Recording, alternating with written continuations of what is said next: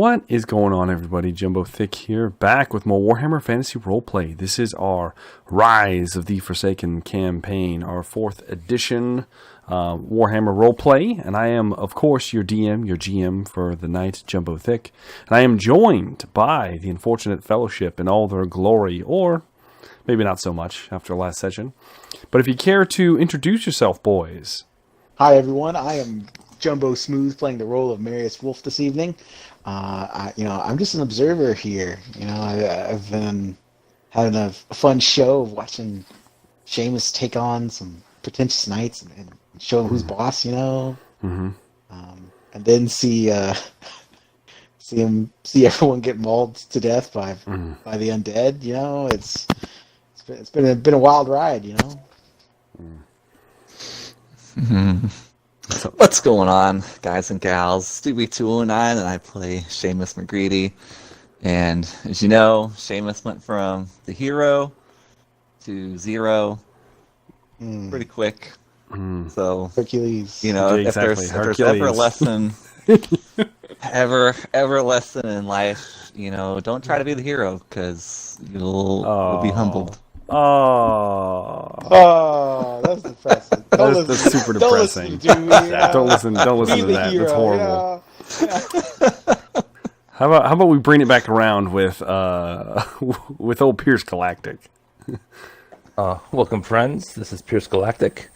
I play the part of Bragadin Bonneau, a man who was, we already know he is the tallest of the group, the strongest, the bravest. But right now he's dealing with some unexpected events at his beloved homecoming. He's not sure. He could be the lord of his family now. Could be. I'm sure his filthy brother will show back up. We will find out. Filthy brother. Okay. Correct. Filthy Gerard. Sleeping like a pig in the stables. I've seen Bragadines do some pretty despicable things. It's true. It may or may not have not made the VOD, but it was. If only my book was still around, we could read it. Hopefully we will we'll get to the bottom of the death of my father, the mystery of my missing sister, and what is happening to my home. Indeed we shall. So, last we left off, the Fellowship has found themselves in fair Bretonia at the behest of Bragadin Bonneau's family that invited the young lord back, or more or less summoned, not so much invited, back to his hometown, his home province in Paravon, in the lands of his father, for the joyous occasion of the marriage of his youngest sister, Emma. She was to be wed to an undisclosed person, as the event deciding her matchmaking was a grand tournament to be held at Chateau de Bonneau. After a treacherous journey to these lands, the Fellowship was haggard but willing, and through some interesting dialogue and some choices that were made during a dinner and then the subsequent morning, we ended up with a Sir Seamus as the representative of Chateau de Bonneau in the grand tournament, and Marius acting as his squire. The tournament played out like it should have. There was a grand joust, which Seamus had a good showing of himself, until he came up against a unassuming knight that had astounding skill. He lost said joust, barely, or perhaps barely not, after we found out who he was jousting. You were then doctored, I will call it, by the village, we'll we'll just refer to him as the village butcher that sewed together Seamus's shoulder that was mortally, well, not mortally, but gravely wounded in the joust itself. Having been repaired, you were then requested for the second part of the tournament, a grand duel. You easily defeated your first opponent, and then you had to face your second, which turned out to be the same man that unhorsed you during the joust. Does anybody remember his name? Ooh, I do. MacLeod Fries. Oh, all right. That's indeed Sir Michael Fries, as he introduced himself after he had shed some of his armor, revealing the pale, very too pale skin, elongated fangs, and long, curling, deep blood-red hair. He was most certainly a creature of the night, and Seamus was battered aside with ease after this grand reveal, and the tournament grounds turned into a true killing field as undead horrors were unleashed upon this supposedly joyous occasion. While Marius and Seamus were dealing with the foul, dead direwolves and the vampire himself, Bragadine was in the box office fending off a necromancer whom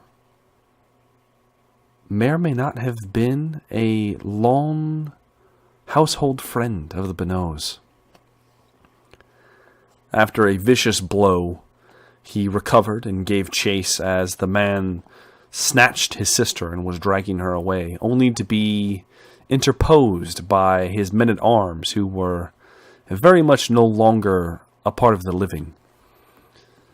Being surrounded, he fought as valiantly as he could, but inevitably fell. However, upon his fall, the pendant that Mother Inga gave him shattered, and not only revived him, but all but disintegrated 3 of these zombies.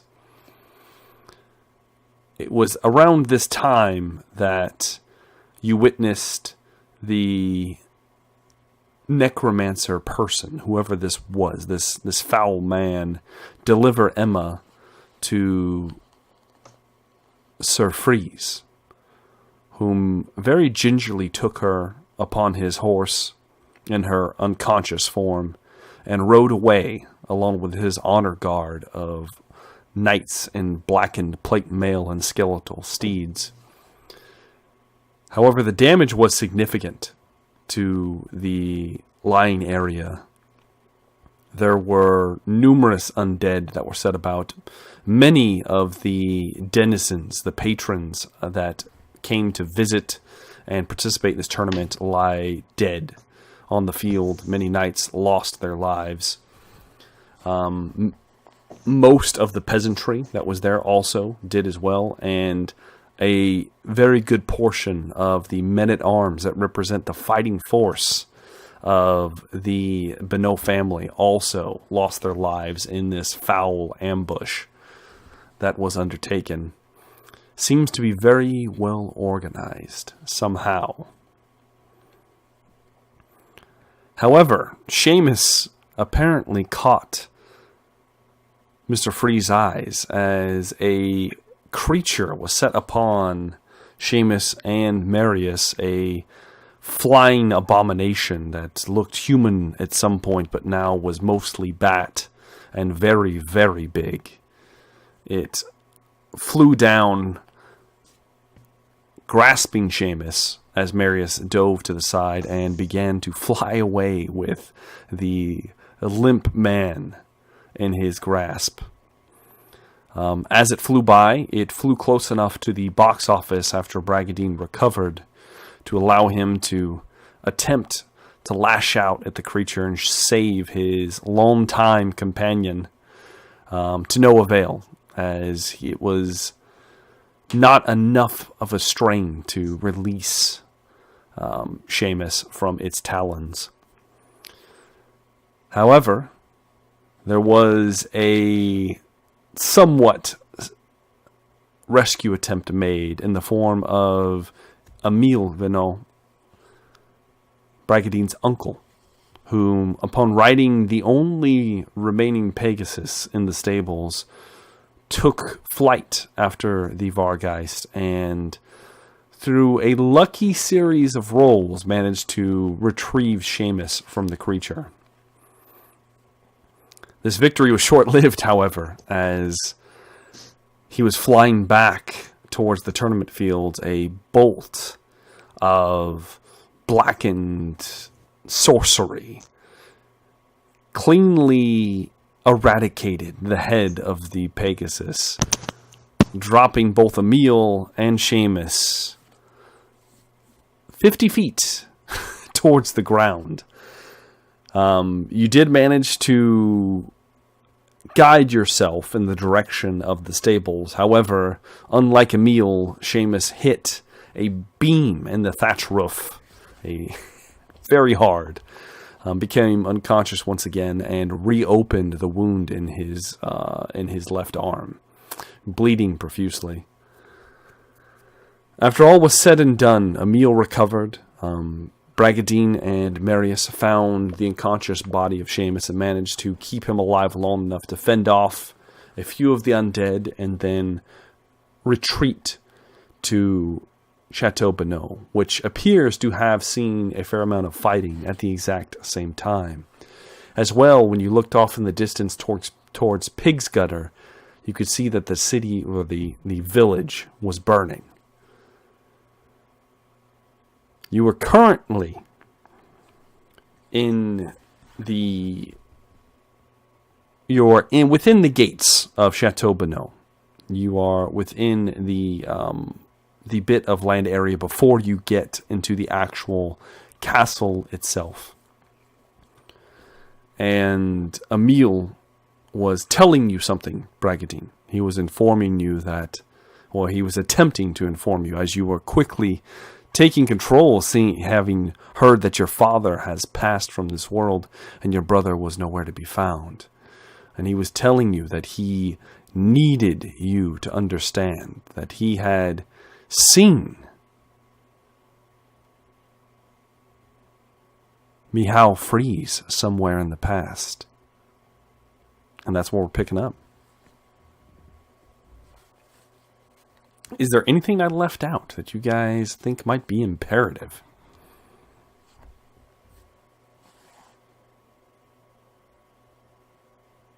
Not that I can remember. No, I literally just listened to the last session, so I think you got it all. Shalette, or in close Amir, I will call you in close quarters. But have you seen the butcher, or even one of the who is still alive? We must save Seamus. I will listen to what you have to say, but I must save my companion. Even the seamstress here, or perhaps a leather worker, someone who can sew him up. Is anybody still alive? Have you seen anybody? Bragadine, just you fool boy.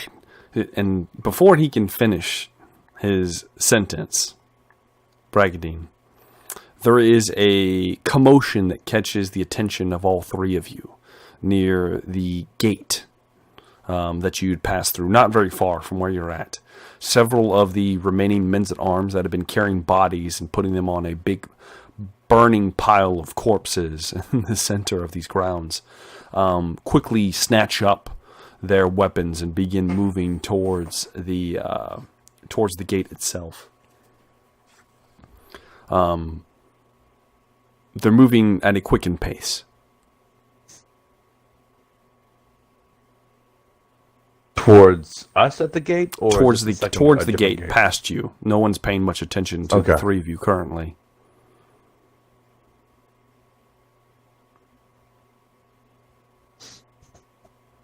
Do we hear anything? Or is it just all kind of loud and... You hear some shouting, and then you hear some hushed tones, and then you hear some more shouting from coming outside of the gate. And you see, within a few moments, you see two figures enter the gate. One of them has another draped over his shoulder, kind of carrying him with his arm over his shoulder, keeping him upright. And you'd recognize the man that looks heavily wounded and very hurt. He has would have a pretty face, a rakish grin, and oddly has some resemblance to Mr. Bonneau, despite the more darker hair and features. And you see a battered and bruised and bloodied Gerard stumbling inside, and he's currently screaming at some of the men-at-arms. The man holding him appears to be a knight of some kind, and looks like very ornate, almost plate armor. He doesn't have a helmet on, and there is blood spatter all across this man as well, and he's carrying him inside. I look over at them and I grimace. I turn back to Gillette. What do you mean you have seen this creature before? What has he brought upon us house? And you must enlighten me. As you do that, you see your brother's eyes fall upon, well, Marius, you would see them. You would see Gaston's, or not Gaston's, Gerard's, the too many French names that start with a G in this damn campaign. you see Gerard's eyes fall upon the three of you, and he immediately locks eyes with your uncle, Bragadine, and the man's eyes kind of widen for a second, and he sits up. And another time, boy. Your brother, he's wounded. We must treat the Lord. He's wounded Bonneau. because he deserved not been drunk in the stable where Seamus had to fight for him. Perhaps he would have been there. And at this point, he's already walked off, Bragadine. Facepalm. Mumble in Bretonian. I hate my life. Raggedy, we need someone to help Seamus. We do. I don't know how much help I will get here at the castle. Not with Gerard as the new lord. We must act fast. How is he doing? Marius, how is he doing? I don't know. Let me ask the DM. How is he doing? Okay, so Mr. McCready is currently unconscious, no longer bleeding. You managed to patch him up enough to where he is no longer in mortal peril, but he's in dire need of some kind of surgical skill, as his wound is reopened and has been aggravated by the numerous, let's just call them critical failures that happened to him in the last session. Yeah. All right. He's stable, Bragadine. I don't know. I'm not a surgeon. I don't know. He needs more advanced care than I can give. Let us go and we will deal with my brother and we'll talk to Gillette and see if whoever is patching the wounded here, if they can help us out. Yeah, and you can hear while now. Bragadine's off. Well, Bragadine's off doing that. Go ahead. I'm gonna try to find him a place. I'm gonna try to find a comfortable place to lay down Seamus. As far as looking for a comfortable place, there's plenty of open stables right now nearby. They have their own personal stable here. They have hay gathered up into them. That'd be fine. Okay. Yeah. So you just kind of walk over there, place him in that. Bragadine, as you begin approaching, and this man is still supporting your brother, and your uncle quickly comes up and takes him under the other arm, and they begin walking him inside. And he still is screaming, saying, you hear your brother screaming, "Father, what has happened?" And he's just screaming as loud as he can. Apparently he is not in the know, obviously.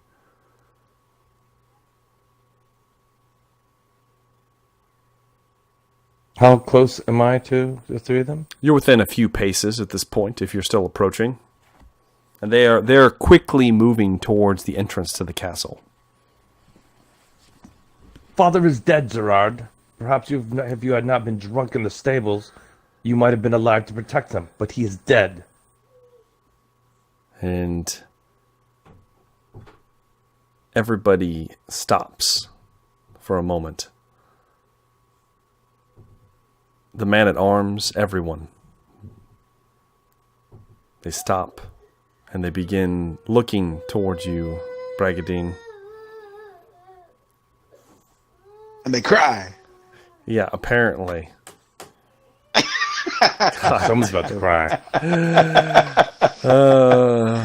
Hold on. Hey, bro, take off. Yeah, that's all right, bro. So, if I remember correctly, because now that I'm all out of my element, the men-at-arms and everybody had stopped moving and started staring at you, Bragadine. Yes. As you made some very bold claims towards your brother. And You could call it an accusation. we may call it an accusation. And Gerard gets this look in his eye. How close are you standing to him, Bragadine, when you make these claims? Said a few paces, so I'd say within like a meter or two. Okay, all right. Probably right in front of him, looking right up at his face, furious, cold.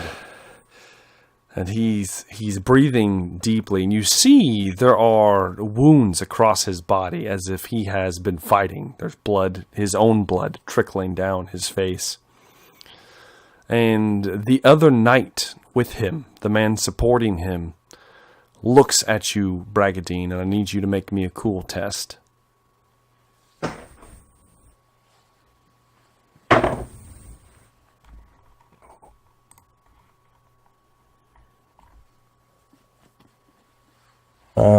It's one. Let's see, 25 out of. Let's just re-roll it. I'm gonna use fortune point. Okay. Oh, that's much better. I rolled a 9. No, it was a 75. So I rolled a 9 out of cool is 52. So 4 levels of success. All right, Bragadine.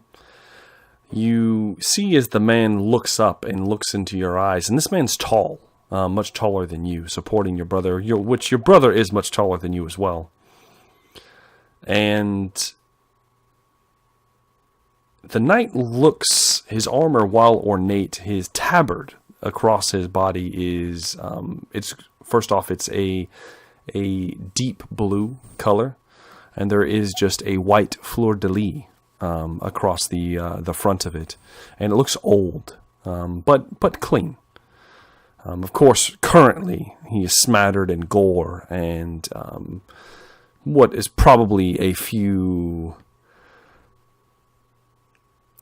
different organs of dead creatures of some kind. But his face is relatively clean. He's not wearing a helmet, and he's not even breathing heavily, holding your brother up. And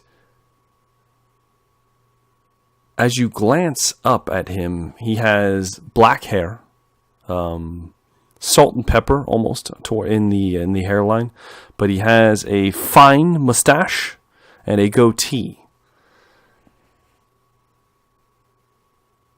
But that's not what's unsettling about him. What's unsettling about him is his eyes, Bragadine. His eyes are gold. The irises are a gold color, and they are currently shimmering with a crackle of energy of some kind. And you've heard tale of certain knights that may have the blessing of the lady. And you're in the presence of a living legend. Yep. As you see several hobbled and disgusting peasants are trailing now that you see behind him, holding half-eaten chicken bones and odd assortments of the odd broken shield and other things as they are trailing behind him, and a Penelope of a living saint as you are in the presence of a knight of the Grail. And you are not acting in your best manner. Whoa. And the man just stares at you, Bragadine. That'll be enough, young lord. Let us all venture inside. And you see, even Gerard is holding his tongue now.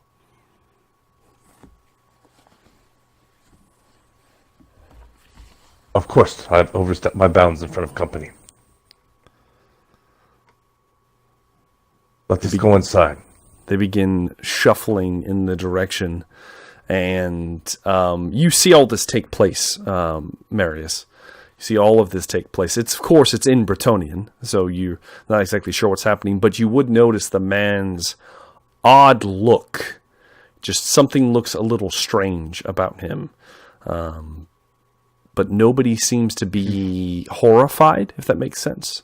So you don't think it is something negative, but there is something strange about the man for sure. Okay. And they begin moving inside. Your uncle, Bragadine, whispers to a few of the men-at-arms nearby, and two of them come to retrieve Seamus. Marius, do you allow them to take him?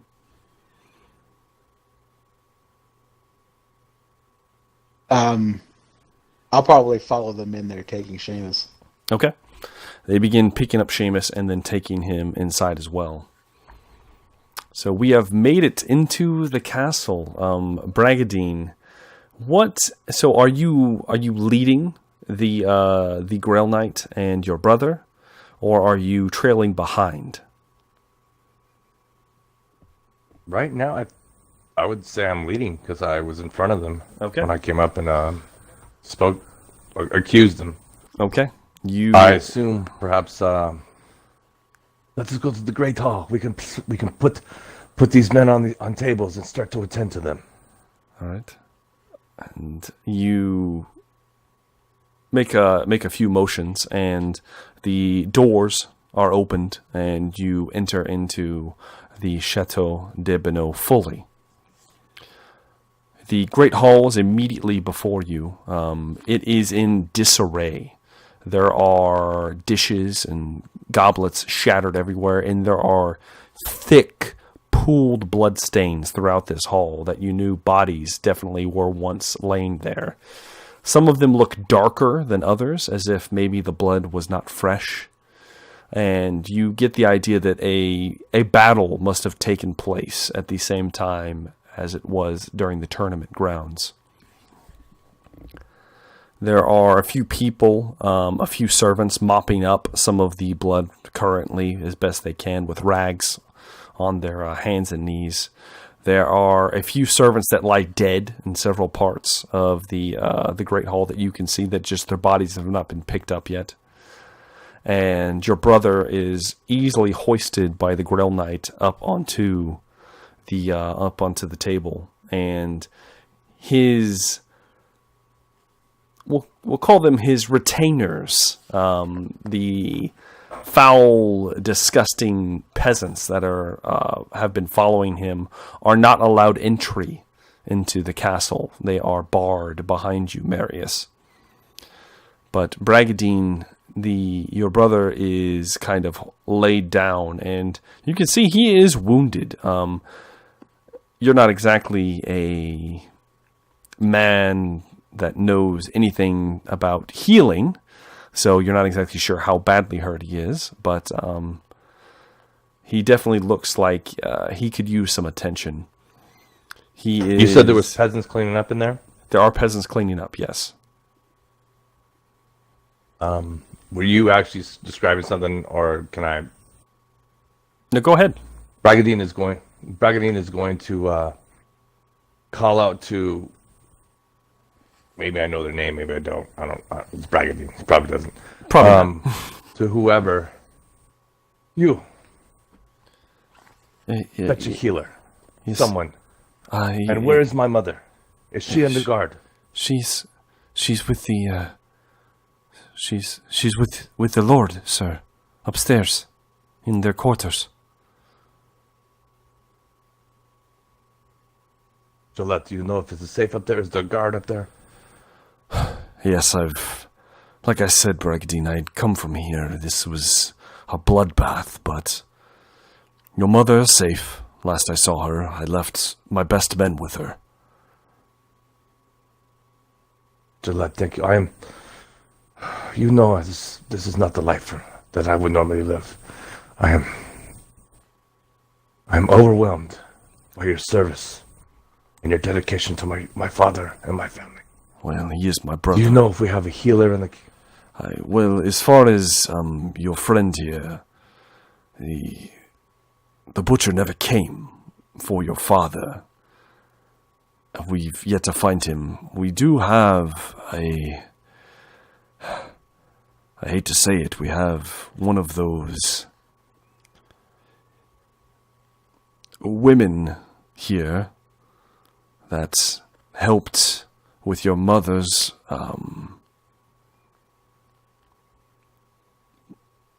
with her childbirth.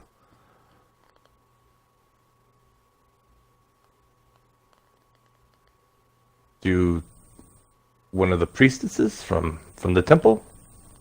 Or are you talking about one of our enchantress? No, Bragadine, you... The madams. I forget what they're fucking called. It is no Bragadine, no, this is one of the help, one of the servants here that aided your mother in her... The birthing. A lady should never, of course, be touching a man in such a way, but in dire circumstances, perhaps some... And then he's being very careful about what he says around the Grail night in your presence. He's trying to carefully, tactfully describe a way that perhaps this woman can be of aid, despite her being a woman. Could I do an intuition check to see if I can pick up? Sure, sure. Go ahead and give me an intuition test. Because it sounds like he's test. trying to talk between lines. Bragganine's not bright. So let me see if we can do That's an true. intuition check and see if we... Yeah. All right.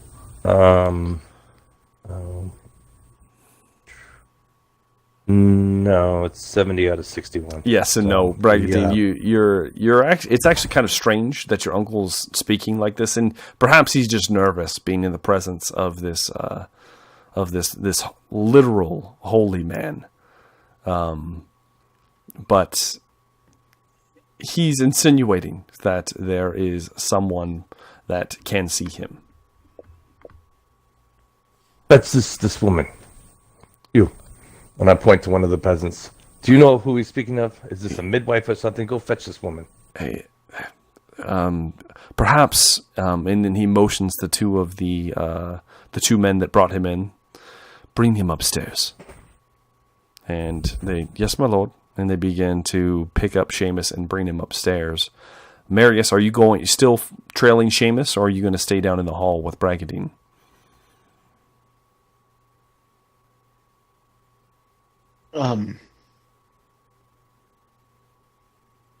Probably tough decision. I'd probably at least go up there and check out the room, make sure everything's cool. Okay. And throw them in some kind of shithole, Yes, exactly. You begin following them up. And I will say Seamus is dressed like a knight. So you do notice that these men they're not roughly handling him. He's actually being treated fairly well just because of his current attire. And they bring him up to one of the many bedrooms up here. They bring him inside and lay him down in the bed and leave. Are you staying with Seamus?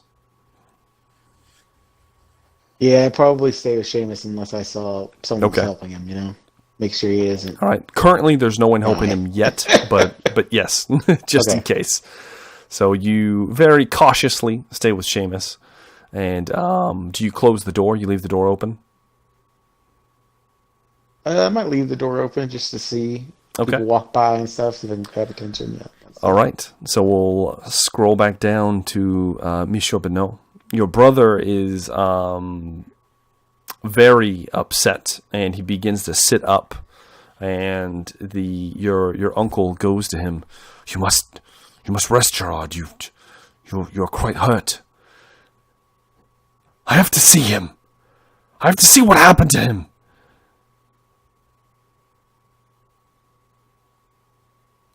Are you doing anything in this moment, Bragadine? Sure. I actually will walk over there and Charlotte, we both need to see. Gerard, let us, please, my brother. And the Let's. the knight nods his head. I have business with the lord of this castle.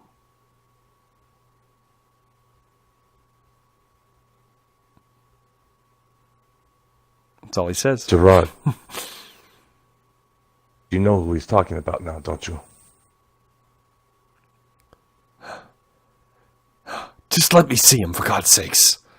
And then he sits up some more, and your uncle quickly kind of steadies him. And the Grail Knight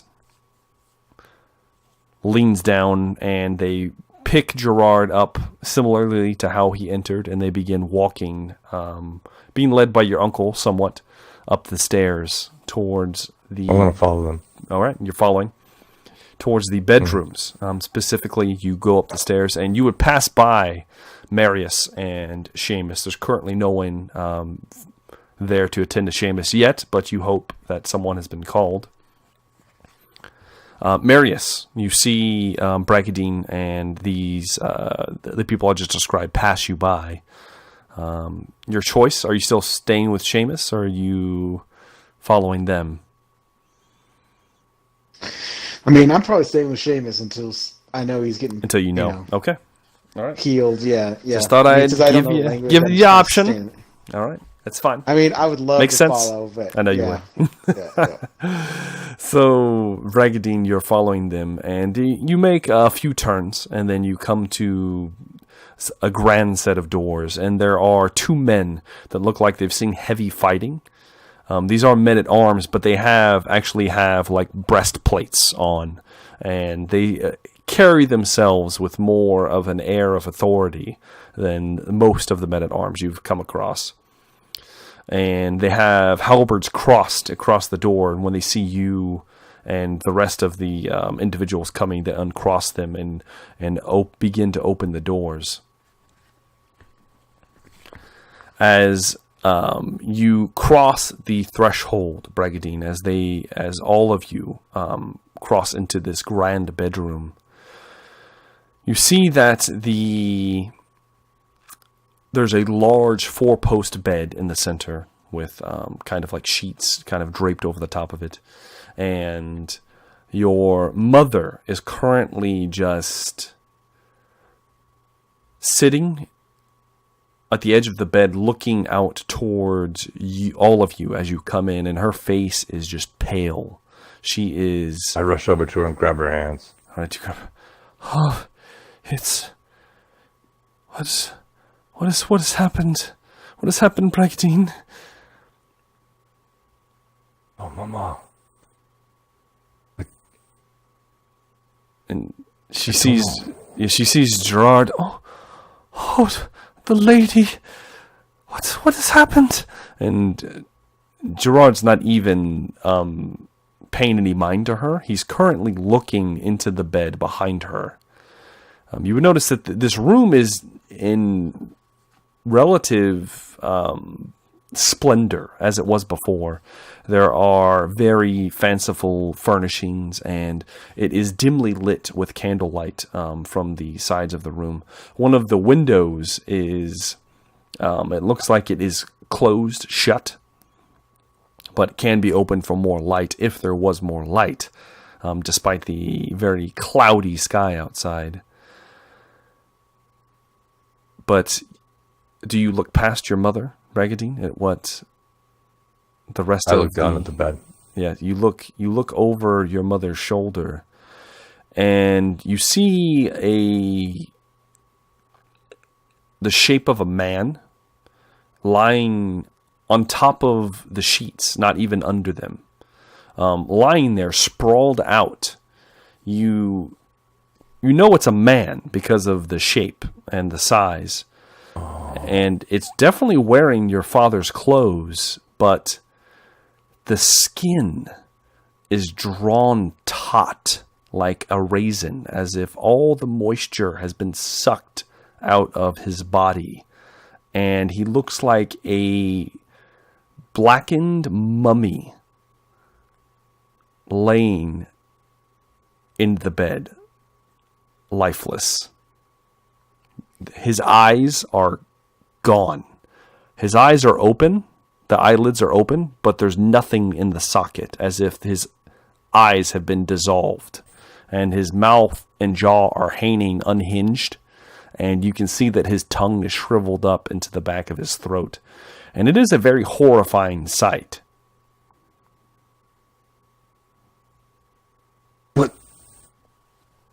What sorcery is this?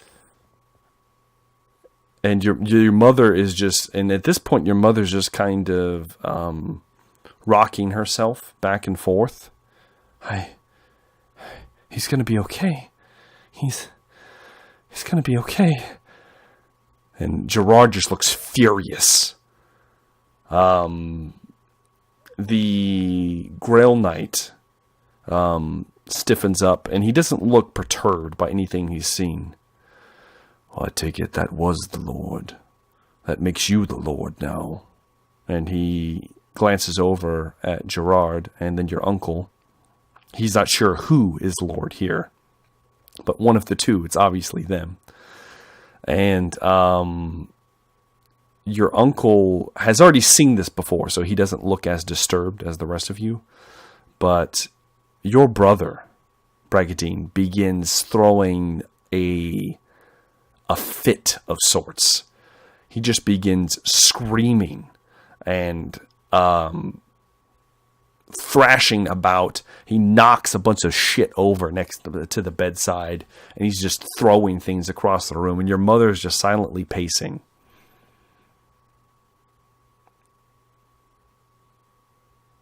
What do you do, Bragadine? Is the Grail Knight or Gillette trying to do anything to calm down Gerard? The Grail Knight is just standing there, watching all of this unfold, with a completely blank expression on his face. Gillette does not know what he should be doing in this moment. He might be given instruction, but as of right now, he is tentatively poised to try to intervene, but he's almost scared to. Is Gerard armed? Gerard is armed. He's not swinging his sword around, but it is grasped firmly in one of his hands. Okay. Gillette. Our Lord is unwell. We must calm him down. And I move over to Gerard, my brother. Don't you call me your brother, you fop! And he tries to push you away, Bragadine. I'll kind of dodge back, just jump back a little bit. Okay. And he's so weak at this point, but then again, so are you. So go ahead and give me that dodge roll, Bragadine. Oh no. Okay. Oh no. Here it comes. I got a 7, so I got 7 out of 33.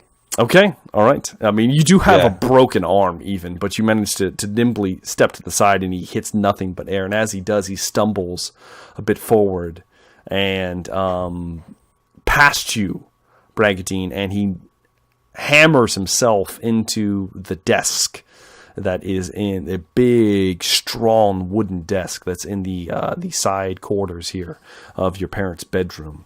And as he does, you hear a snap.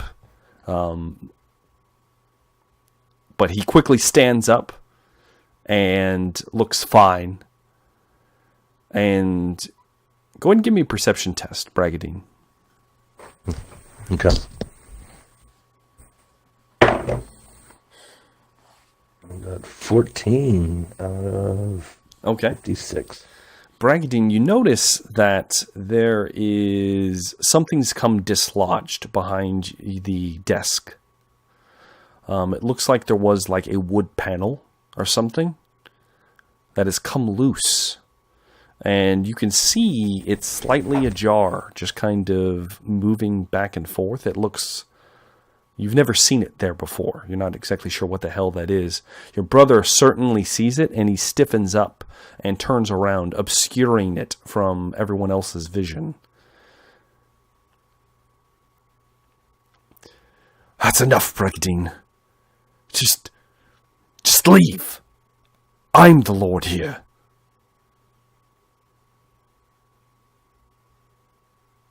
Gerard. Lord Gerard. We must attend to Mother. And we must... You must help me... Help my friend who is injured. And we must set out to rescue Emma. And at this point, the Grail Knight looks over towards Gerard, since you referred to him as Lord. He is Lord here. I take it you are Lord, but no. I am now Sir Tristan de Vries of the Lady's Blessing. And he gives like a courtly bow towards him. I appear that I've come somewhat late. I was given a vision. There was a great evil in this place. The lady wishes to be cleansed. Am I to understand this creature is responsible for what has taken place?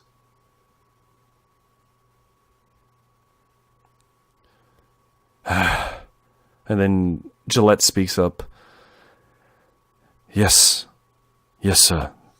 My lord, he is... It is a creature of the night. It is taken the Lord's younger sister. And Gerard he didn't realize what had happened, and he looks appalled. And he's fled north. Very well. Then I have business elsewhere. I will lead this party to hunt down this foul creature and retrieve the young lord's sister.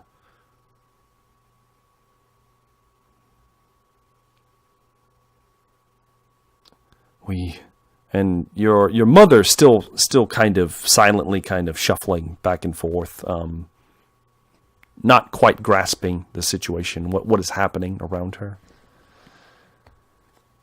And Gerard, I'm gonna go to ahead. her. I'm just gonna go to her and try to just hold her, hug her. Okay. Maybe You try hold her. and steer her towards a seat. Yeah. Yeah. You sit her down. There's kind of like a, not quite a sofa, but something similar at the foot of the bed. And you kind of sit her down upon it. And Gillette, hi, it would be an honor to serve with you, sir. And your brother speaks up. No, I need you here, Gillette. There's much we will have to do. I don't know who we can send with you. And then he looks over at you, Bragadine. Perhaps there will be use of you yet, brother. Yes, Lord. You are needed here to take care of our castle, our lands, and our people. I will go And and rescue Emma with this knight. yeah, Tristan de Vries looks back at you and nods, but he also, in his golden kind of shimmering eyes, looks down at your broken arm at your side, your sword arm, I might add. Perhaps we can have some company that might be of more... I am not alone. Of course you're not. I have brought my bodyguards from the Empire. The knight who fought in Gerard's place in the tournament for our sister, Sir Seamus. And then my mighty warrior bodyguard, Marius Wolf, also known as Marius the Mountain. Well, Do not look at me and my broken arm. I am more prepared than you think. we must set out at once if we are to catch these foul beasts. Do you have a man that knows these lands well? Gillette, do you have a guide for us? I've been gone too long. I don't know who I can fetch. I'll see what I can do. In the meantime, we will see to your friends. Sir Tristan, excuse me, Sir de Vries, and he nods towards Gillette. Tristan is fine. Could you give my companions a few moments to tend to their wounds before, and allow me to gather some men to aid you in this hunt, since I cannot go? And he solemnly nods his head. I will be waiting outside the gates. You have 2 hours. And he, once again, stoically, almost with no emotion, turns, pivots, and begins setting out towards the front gate.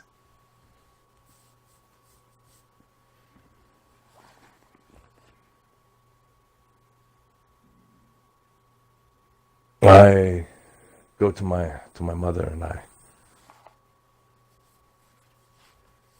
I have no kind words today, Mother. I have no words of hope for us, except I will be bringing Emma back, whole and unspoiled.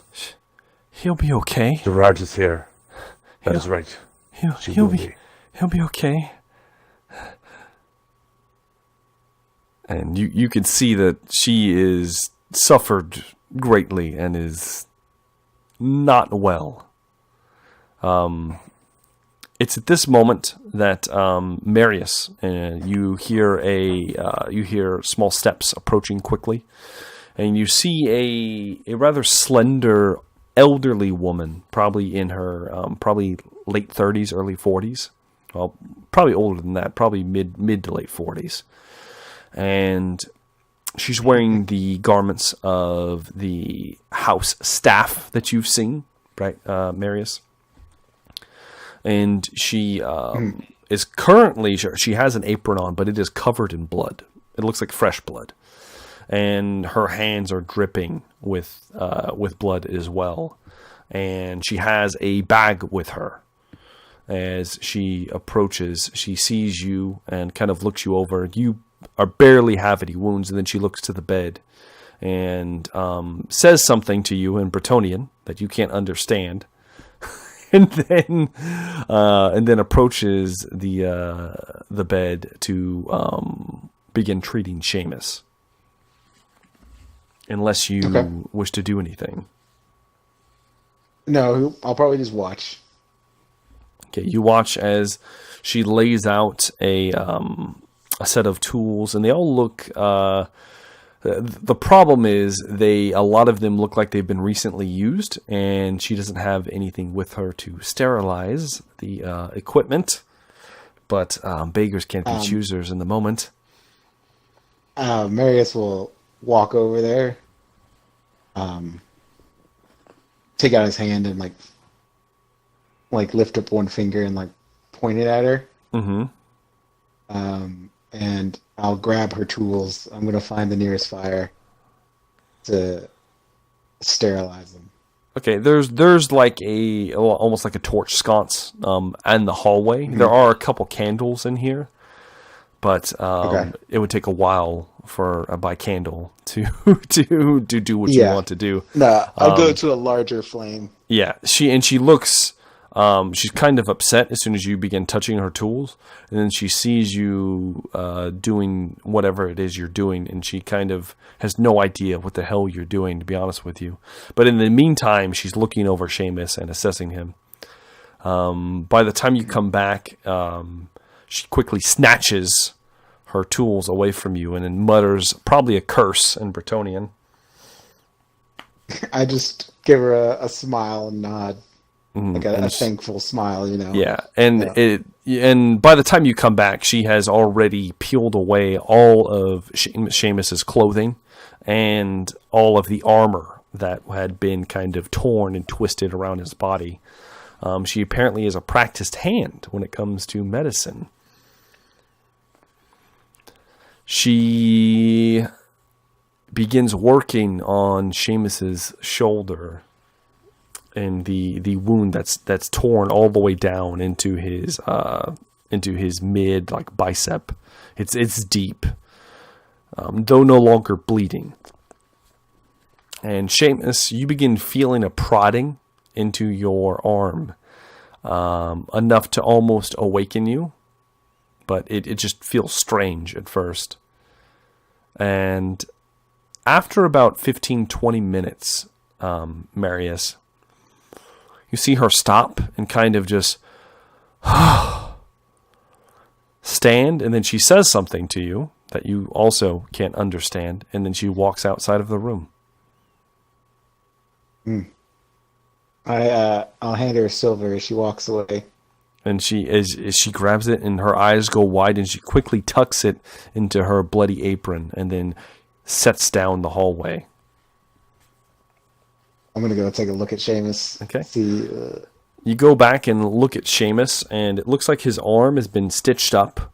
You're not exactly sure the full extent. He's had 2 people perform surgery on him in a day. Yeah. So he, needless to say, his arm looks heavily bruised, and he looks like he's going to be in a lot of pain when he wakes up. And speaking of waking up, Seamus, it's at this moment that your eyes begin to flutter open, and you see the beautiful face of one Marius Wolf leaning over you, examining your battered arm, which hurts like hell, I might add. Is it still there?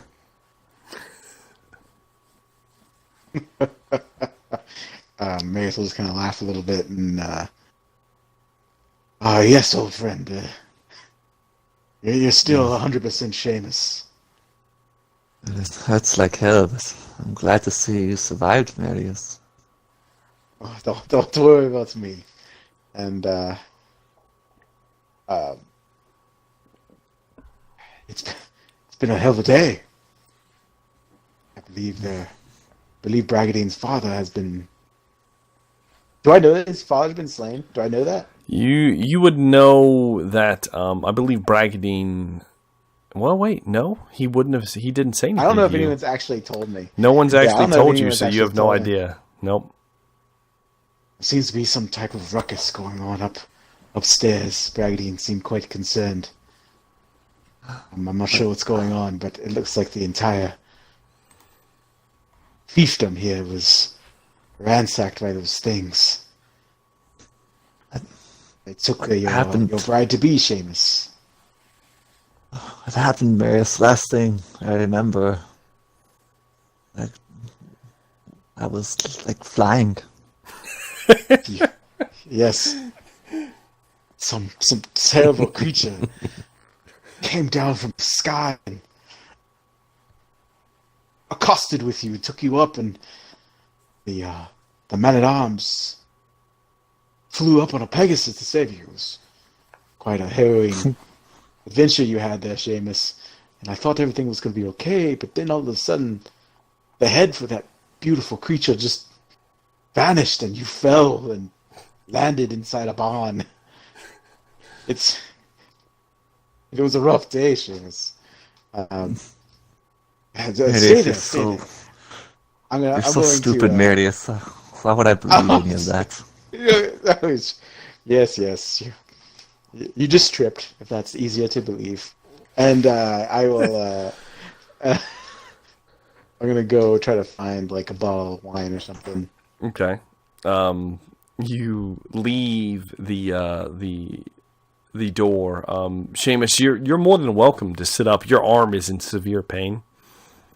And while your arm has been treated, Seamus, for the next 10 days, if your left arm is struck, you will bleed openly. Ooh. However, you are not at risk for infection currently, but you do have a sensitive area. All right, noted. So keep that in mind. But yes, Marius, you set out into the hallway, and it's at this point that Bragadine, the Grail Knight, has left the room and walked down the stairs. I'm going to say this happened while you were, while Seamus was being performed surgery on. So, Marius, you were probably in there as well, so you probably wouldn't have noticed the man leave. But after that happens, Bragadine, what do you do after he's left? Do you stay in the room? Do you go after him? Has Gerard moved at all? Gerard is, let's see here. He's still at the desk? Gerard's at the desk. He is currently just kind of in the same position facing you, obscuring what he thinks no one else has seen. Gerard, my brother, please. Mama, she's not taking this well. Here, I will come and help me comfort her. I will have the men-at-arms take Father's body to a more appropriate place so we can deal with it in the most appropriate way. But please come over here and help me with Mother. Yes, Uncle, see to Mother. Outfit Bragadine with whatever his filthy companions need and have them set on their way. I have a castle to run. And your uncle begins to approach Bragadine. No, Gillette. The Lord needs to attend to his mother and to the lady of the castle at this time, not have a servant do it. And your uncle's eyes widen a little bit when you call him a servant. He is within striking distance of you. I will mind you. That's and he holds his tongue for now. The Grail Knight is no longer in the room, so keep that in mind. But your brother looks back at you. Well, I will have you know, Bragadine, I am Lord here, and my word is the only one that matters. Begone! Get from my sight, or I will have you whipped.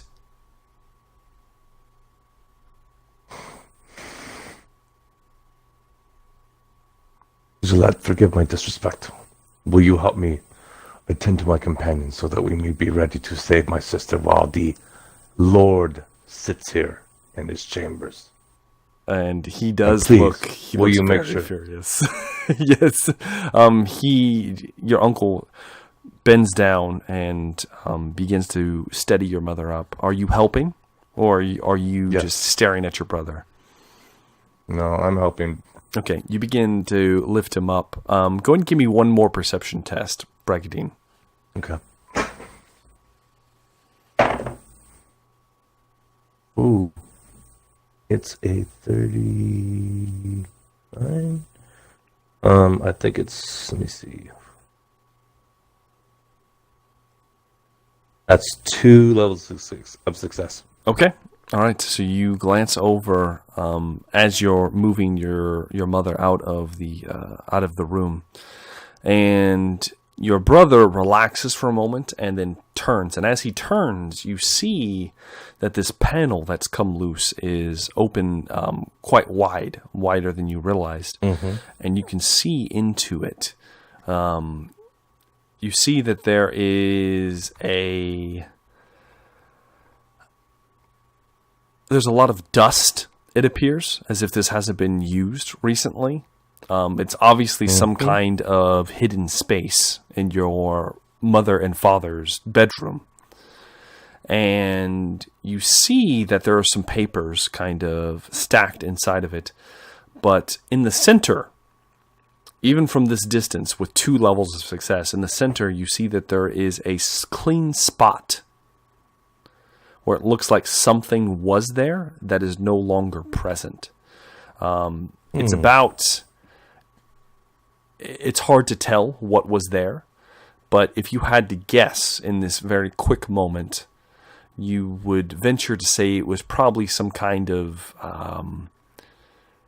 judging from the shape and the dust, probably a journal, a accounting, a book of some kind that is no longer there.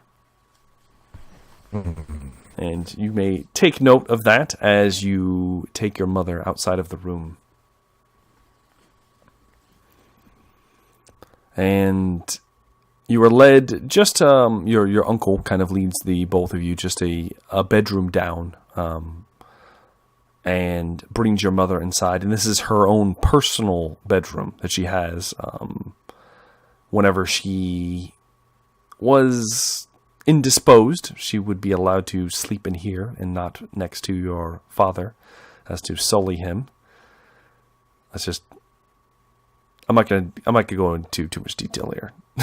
We get it. So yes, We get it. yes. So yes, she's laid down in here. She's made comfortable, kind of tucked in, and your uncle informs you that he will be having a guard placed here, that they will be having her under watch, and he's going to personally look into securing the castle.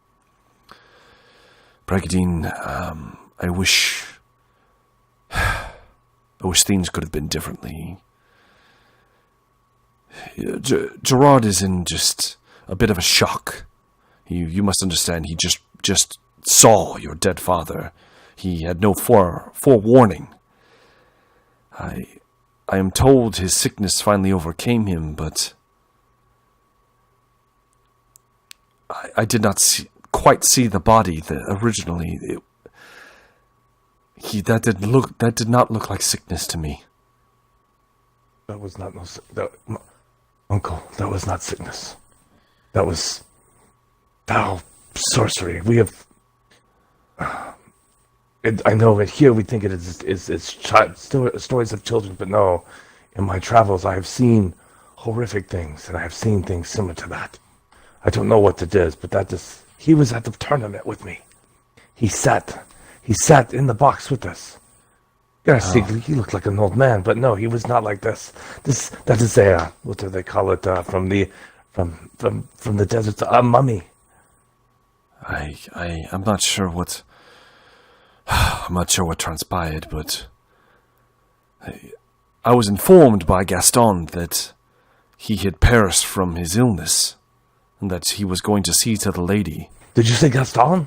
No, Gaston was... Yes, he Gaston. was one of the beasts. What do you mean, one of the beasts? You must tell me what you were trying to tell me earlier, but no, Gaston, at the tourney. And after father and mother had left. Yes, well... And he looks... Now that things have transpired since you are going to speak, let's just say, Brigadine, that creature was once a guest at this castle some 20-odd years ago.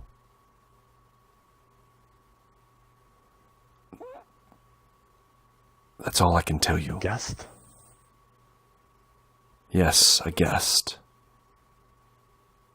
You have no more information, or you just You just remember the name? Give understand. me... You need to give me a charm roll. It's going to be Okay. hard, so I'm hoping you do good on this. Alright. Well, it's pretty good because it's 27 and I've got it 80. So that is Yes. 5 levels of success. Okay. You begin, you pry into your uncle a little bit more, and his shoulders eventually just kind of slump. I suppose he's no longer with us to refute anything otherwise. This Mikhail Freeze, apparently he was some kind of childhood friend of your mother's from the Empire. From that place that you have been visiting. Oh, Steelberg. Yes. He came to visit. Was brought on as not exactly a visitor. He was more of a retainer for your mother. Something to make her feel more at ease in the castle after spending so much time here. Your I can father understand. did not take a liking to this man. And one day, they went on a hunt, and he never came back. The lady was distraught, but it was never spoken of again.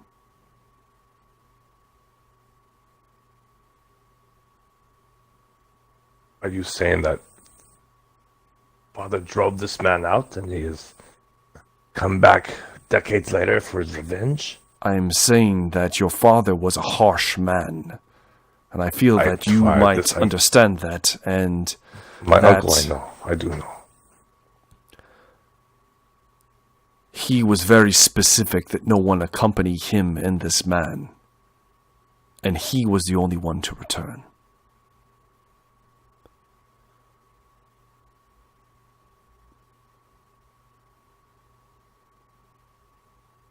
What you are saying could mean many things, but I think I know what this does mean. I do not know what transpired. Your father was very discreet with his more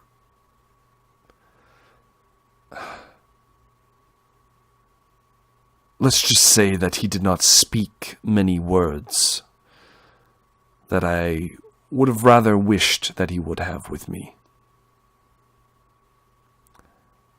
I fear that whatever your father did has come back to haunt us.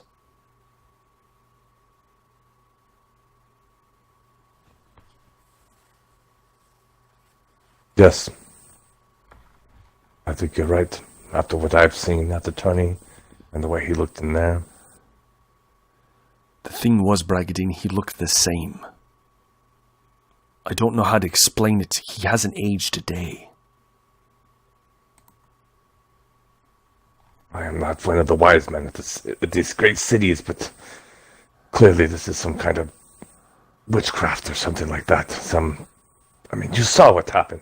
I did. Gaston turned into that beast, the flying creature, and the... I know not of all these strange happenings, but if you're to company, I must set these wrongs right. Yes, indeed, but we must see to your arm. Perhaps I can make some kind of brace or have something made. I don't know how else to help you. I cannot go myself, but I will supply you with men. Perhaps a brace I can hook a shield to, or something like that. There's something that would help me. Are you practiced? Are you practiced with your left? No, I am not. Yet, if you go out, you will see the corpses of zombie whatever they call the undead that I left with my left hand today. And you must help me with my friends. They are practiced. They're Well, fine, extremely fine warriors. Help me outfit them, and see if we Alright. can't find me some proper gear too. I'll see what I can find. Collect Please, them. time is short. Meet me down in the armory. Of course, of course. And Uncle. Thank you. Of course, Brigadine. And he walks away down the stairs. And I will remind you that he has a vicious scar across his face, and he's missing an eye that he once had. He's very beaten and tattered himself. And he almost limps down the stairs as all the adrenaline coursing through him is left at this point. And he's definitely showing his age. But you are free to do as you please at this point. Marius, you probably see Bragadine beginning to approach the hall as his uncle walks past you and down the stairs.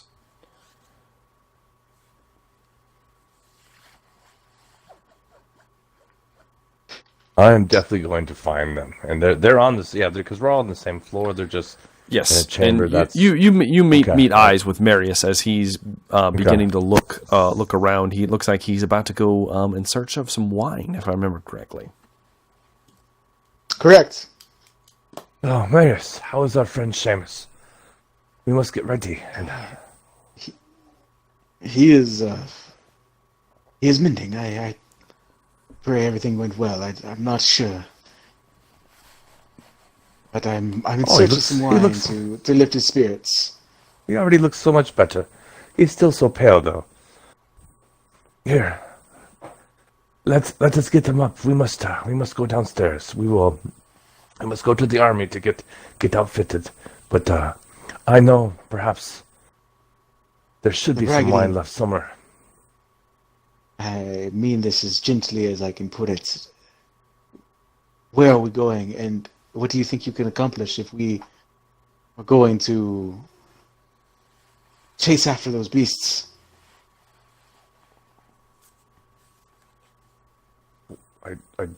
Your question does not make sense, Marius. We are going to chase those people. We are going to save my sister. We will not be going alone. We have a knight of the Grail with us. We will have men of arms. I think perhaps other knights with us. Oh, a whole party is going with us. Yes. If that's the case, very, very well. And Marius, But, I need to tell you something. This is...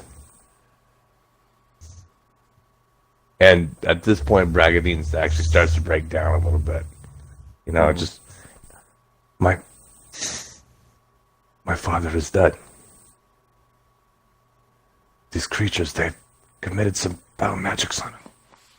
He is like a dried fruit, like a desiccated in his own bed. My mother is out of her head. Um, And I am I don't know sorry, what to do Randy, except to try and I must stay strong. Gerard is like a child in that room. And there's something else, but I don't want to talk about within the walls of the castle. maybe I am truly sorry, Bragadine. I have lost people close to me before in my past, and I know it is. It's tough. It's tough to be the survivor. I will try to help you. Yeah. But you must not let grief cloud your judgment. Of course, I would never do that. No, we must hurry. Seamus We must save him. Seamus is no slouch when it comes to fighting. You've seen what he's capable of. Yes, that is why he must come too. That man tossed him 20 feet with one hand. Seamus was fully clad in armor. That is a feat of strength I have not seen before. Well, it I will saw have to him be that he bat fights you then away. and not Seamus. I saw him bat away one of your knights with one arm as well, quickly dispatching him. we are not going to our usual victories. I think it's going to be quite challenging, and you and Seamus are not 100%. Just we need to be careful. Just that's all I will say. Marius, I cannot refuse. This is my family's honor. These are wrongs that have been apparently needed to be right decades ago. And my sister. Of course, How of can I course. live a life if I do not give mine to try and save hers? Just you could not benefit your sister if you are dead. Marius, you are always so wise. You are always so wise. You are. Let's go find some wine for Seamus. He's probably getting All right, quite grumpy. Let's get them some wine, and then we must get you guys downstairs. Yes. Come on. Perhaps we can carry him with us right now. Yes, you easily find some wine, but Seamus still has all of his exhaustion, so he cannot physically walk on his own. Yeah, roof. Yeah. He can sit up out of bed. He can sit up, but he's not getting up and moving around. He's too weak Marius, don't currently. you have that your munching powder? Do you have any of that? I do. Perhaps that I'll would help give. Seamus. I'll give Seamus. Can he at least grab the bottle to drink wine? Sure. Yeah. No problem. Okay. Okay. Oh yeah, that I'll bottle's give getting him. chugged. Okay, I'll give him the bottle. Chugging that bottle. Go ahead. Wine spilling out all over my face. Yes, all over the sheets, all over the pillow. It's great. Then I'll set him up a line. Just, Set him up line right across your hand.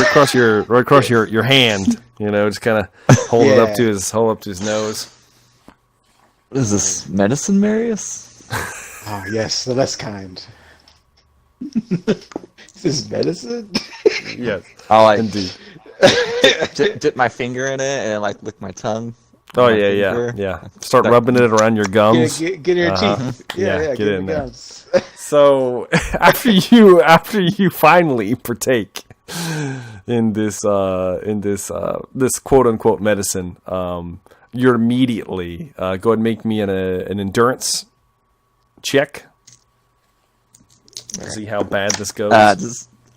Does this have the -30 attached? It does. It still has the -30. Whew.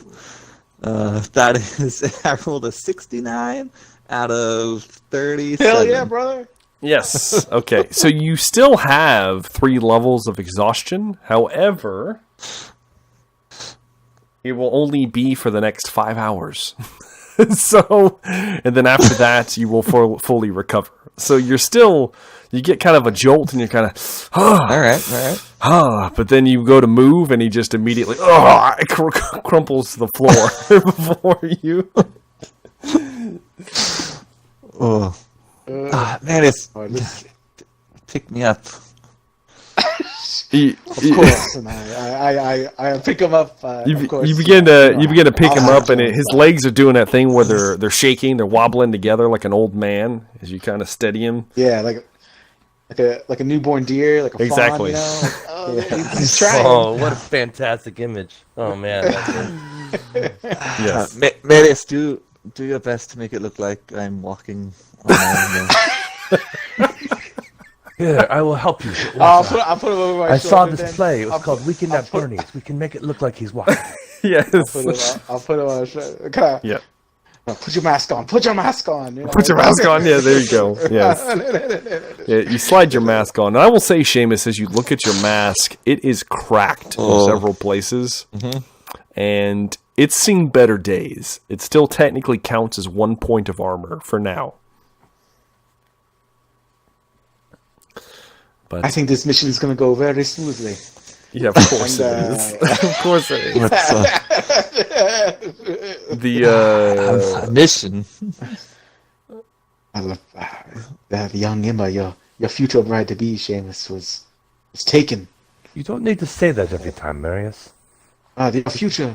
Emma, my sister. Yes, the sister was taken. by that man, Mikhail Freeze. Freeze, like Governor Freeze? It is the same last name. I was thinking that too. I noticed the name was very similar. Why Was would it Governor Governor Freeze in Silberg? Freeze be in a tournament in Bretonia? Well, it's Exactly. Governor Freeze is I don't believe his name is Mikhail. I believe it's Randy, and I. Oh God. No, you did I don't know if we were. No, you did I not. don't know. If we're, it's canon, and I. It's not canon. Randy Freeze. It's not Randy. I don't believe it's the same man.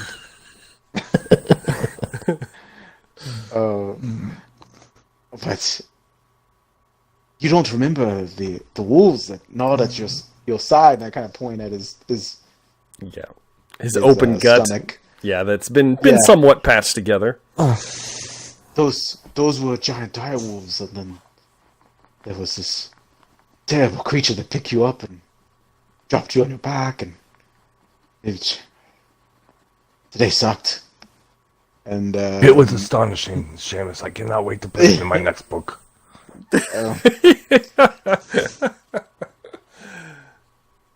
What I think we need though is we need some guns, and let's go find yours, Seamus.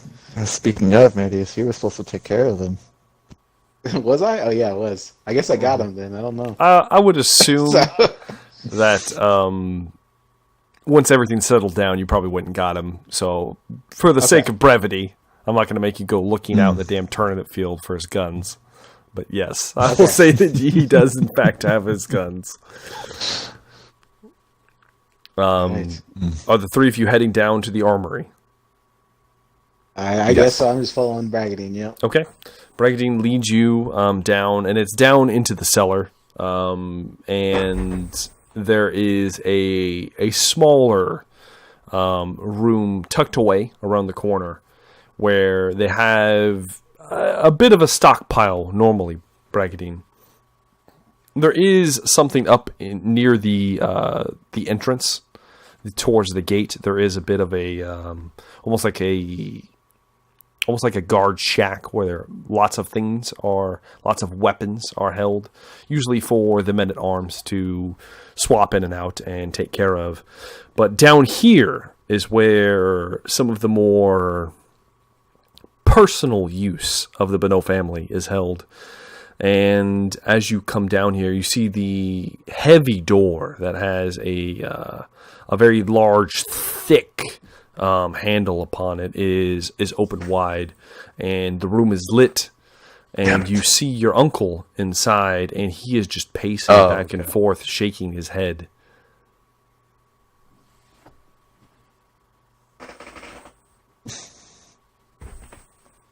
What were you Uncle gonna say? Gillette. Uncle Gillette. These are my friends. This is Marius the Mountain, and this is Sir Seamus. What can you help us with to get ready for this journey? Gillette looks up at you. Bragadine, I don't know what's happened down here. And at this point you begin looking around, and you will have seen that this room has racks of weapons and armor laid upon them, and the majority of them have rusted to the point where there is almost nothing. They are almost brittle to the touch. As you see your uncle reach out and grab a breastplate, and it crumples in his hands and just falls to pieces, as if it has decayed significantly.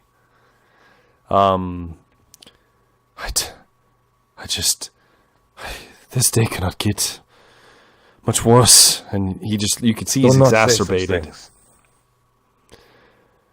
I looked at This- Seamus, and I said, "This is starting off well. This is going to go well, very well."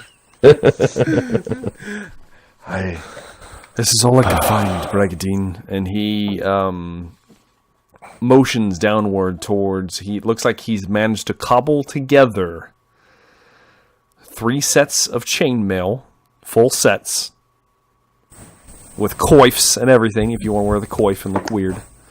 Hell yeah, I want to wear that coif. There Oh, yeah, I'm is wearing that. there is a single breastplate, and it looks like 2 sets of greaves of plate leggings, and that's all he has Praise for the you. lady. This is a fine amount of armor. Well, I'm sorry, I could not be of more use. Perhaps you can take up one of the weapons of the dead on your way out if you need one, but hopefully this armor will do. It will be fine. Thank you, Uncle. And as he moves to leave, Brigdine, I will have men waiting in the courtyard for you. A few horses as well. We don't have much. I still have to maintain some kind of garrison here, just in case. We don't know if they'll come back or if the Lady of Mercy, one of our fellow Bretonians, might capitalize on our situation.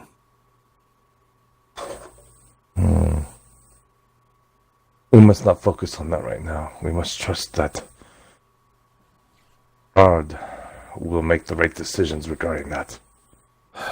Of course. And he nods to Marius and Seamus and begins walking off. Oh, one more thing, Brigadine. And he tosses you it looks like a leather satchel. Mm-hmm. You catch it. I was saving these. You'll have better use of them. And he begins walking up the stairs. I kind of do that kind of scrunch your face like, And I look in the satchel. Okay, you open the satchel. And you see, first off, you see several, it looks like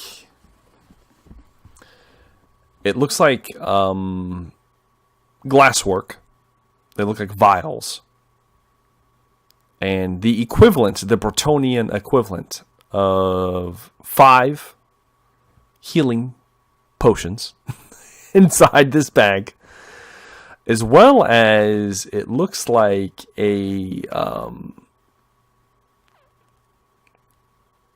wooden stake that has markings carved into it that wouldn't mean much to you, and a smaller glass vial, very short, kind of round, that has some kind of unknown liquid inside of it. But there's a stopper, and on the stopper, you see the sign of the lady on the stopper.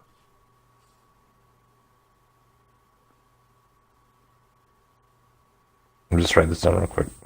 I know. And as he's walking off, he picked up some of these off of one of those.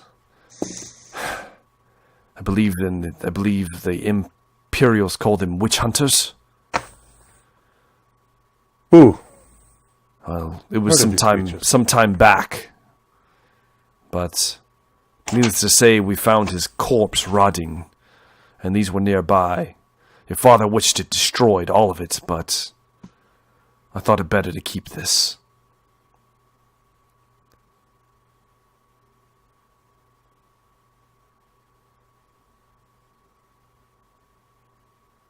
And he walks away. Up the stairs. All right. Marius, Seamus, let's get you guys armored up here. I can help you, and you will help me. I don't think I'm in any shape right now to be wearing this material.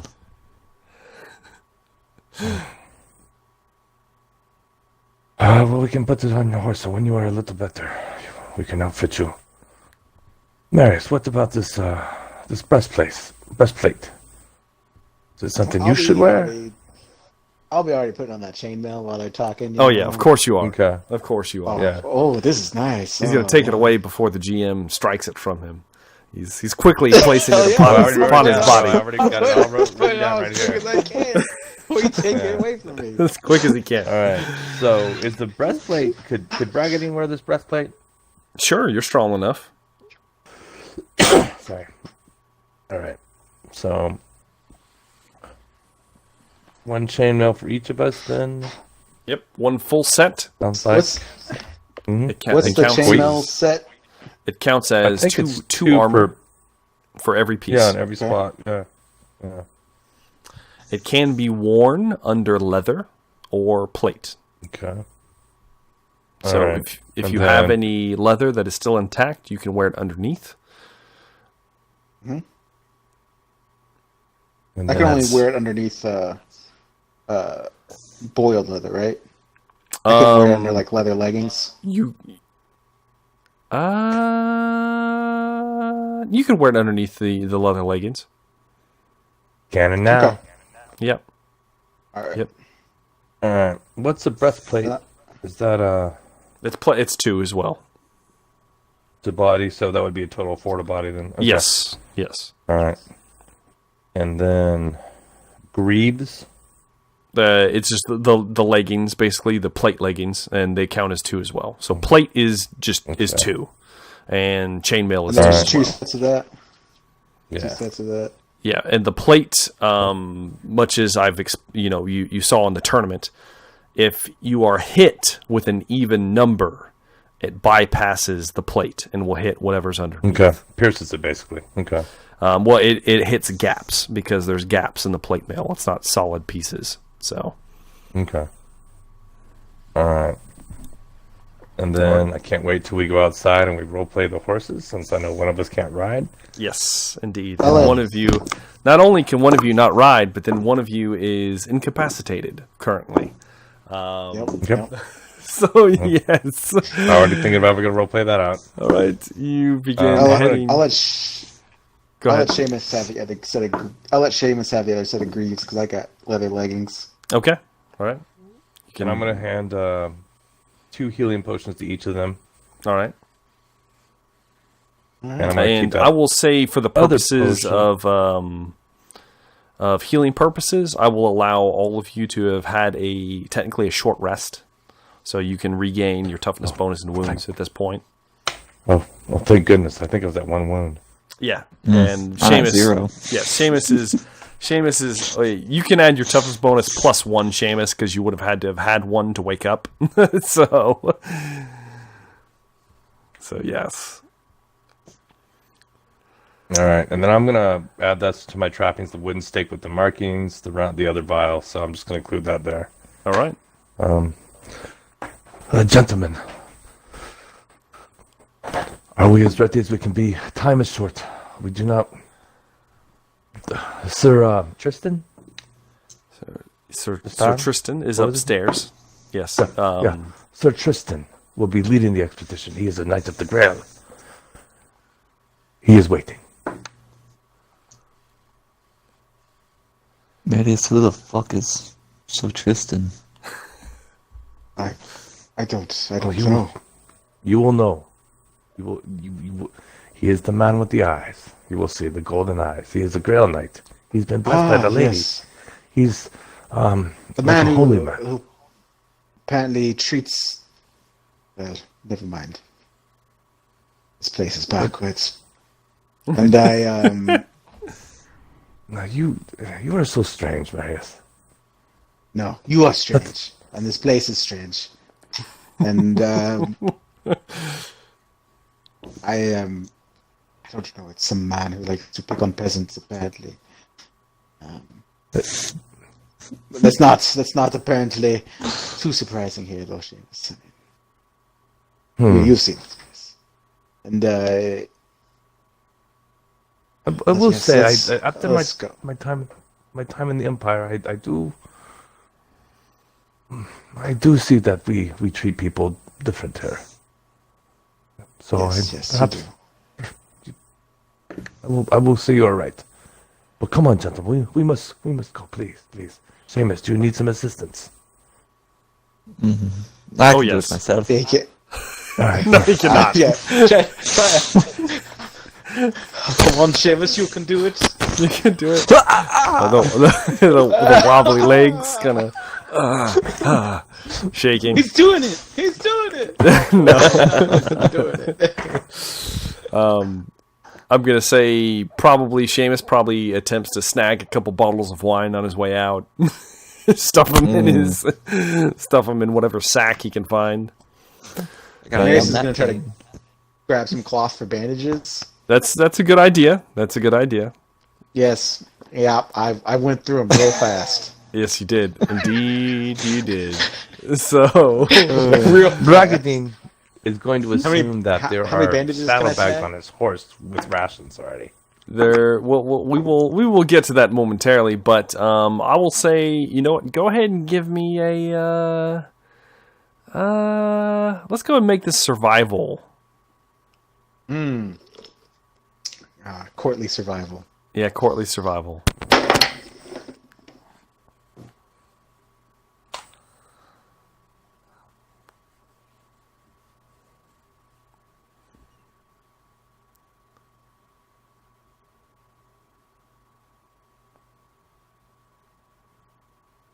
Waiting in suspense. Oh, sorry. It was 43 out of 51. I needed Okay, full well point. then I will say you get the equivalent of one roll, so that's 3 applications of bandages. Yeah, okay. Better than nothing. Better than nothing. You basically take essentially like a tablecloth that's down here and just kind of grab a hold of it, and you can, when needed, you'll be able to tear it into strips to act as bandages. So stuff that away and head upstairs. As you head upstairs, you see that the bodies of the servants that were still in the Grand Hall have been moved out. And as you begin to step outside, you see that they have been placed onto the pile. And you see their more fresh-looking corpses beginning to burn amongst the rest. The men-at-arms just look exhausted and haggard. And right outside the gate, standing next to, it looks like one of the Bonneau family's horses, is Tristan d'Avry, the Grail Knight with the golden eyes. And there is a Penelope. There's at least 10 of these peasants and haggard, just matted, disgusting, looked like frocks that have just been weathered and not washed. And most of them are kind of hunched and have clubbed feet and weird digits on some of their fingers. And they each have clubs in their hands and these large shields that look like they've been pillaged off of a battlefield somewhere. And several of them are wearing strange relics and things upon their person, like chicken bones and God knows what else. Bragadine would know these would be cast-offs of the living legend that is the Grail Knight that these fanatics have taken up and are following him. In addition to this, Bragadine... We have a party of Grail pilgrims to help us. Indeed you do. You have some pilgrims. I wouldn't necessarily refer to them as Grail pilgrims, but pilgrims nonetheless. And in addition to that, you see before you, Bragadine, 6 men-at-arms of varying stature that look somewhat healthy. A few of them have bandages draped across their person. But they are all currently standing outside a bit of a distance away from the pilgrims. And they have 3 horses with them.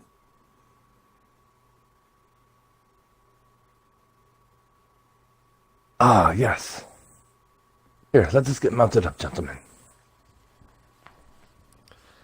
I don't ride.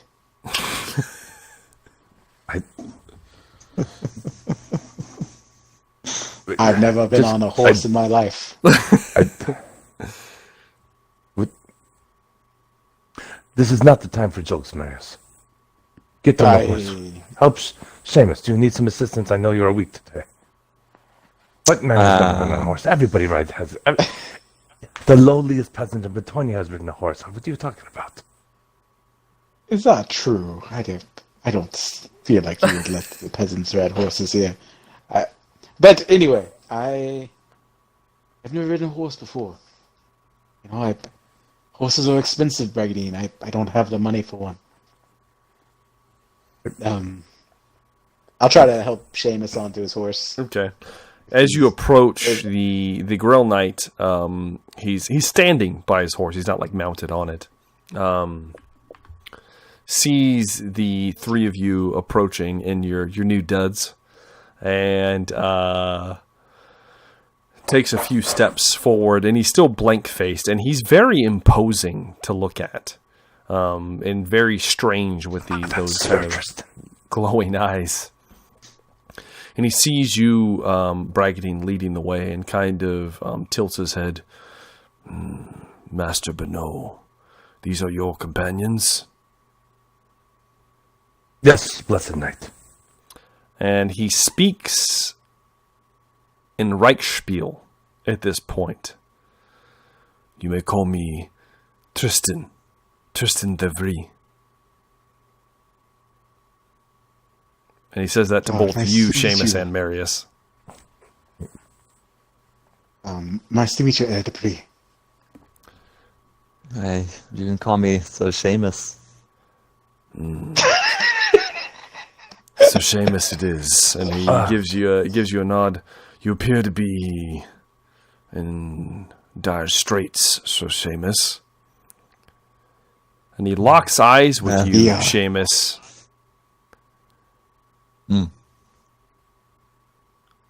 Go ahead and give me a cool test, Seamus. Oh shit! He's got freaky eyes. They can stare you down, bro. All right. That is a failure. It's a 74. Mm-hmm. What? You said it was cool? Cool. Cool. 74 out of 19. Okay, Seamus, as he looks at you, you feel a part of you deep down recoil from his gaze, and you become uncomfortable meeting it, and you look away. For the first time you've probably ever done that, it's just unnatural to meet his eyes.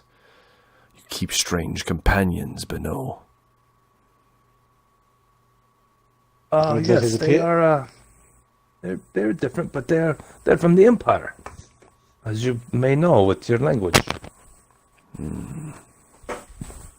He fought that thing twice and lived. And I kind of help him put him on the You kind of slide him up onto the horse, and he slides up onto it. It's very awkward. He begins to sit up, and the Grail Knight approaches you, Seamus, as you get up on the horse. He grabs a hold of your leg, almost like steadying you, and locks eyes with you again, and you feel uncomfortable, and you feel heat emanating from his hand. Unnaturally, I do feel uncomfortable. Unnaturally hot. I feel uncomfortable too. Yes, indeed you do. Oh my! And it doesn't quite feel normal. But you recover 2 points of exhaustion. Ooh. And he pulls his hand away. Yes, you're definitely a strange one. The lady's blessings be upon you. And he turns back to his horse, mounts up, and begins riding off without a word. And that's where we're going to take our first break.